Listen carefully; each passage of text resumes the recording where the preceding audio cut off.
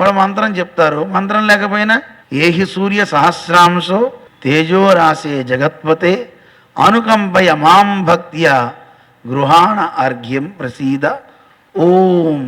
మంత్రంలో ఏది చెప్తారో అదే సంస్కృతంలో చెప్పారు. పోనీ మనకి సంస్కృతం రాదు, తెలుగులో చెప్పండి.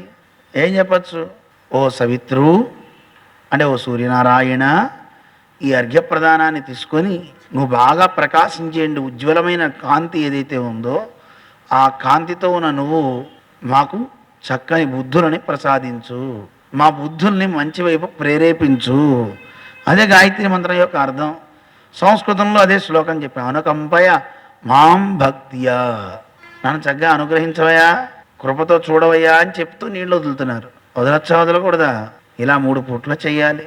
నీళ్ళు వదిలిపెట్టచ్చు, సూర్యనారాయణ అని వదిలిపెట్టండి పోని, లేదా అష్టాక్షి మంత్రం వస్తే అష్టాక్షి మంత్రం చెప్తూ వదిలిపెట్టండి.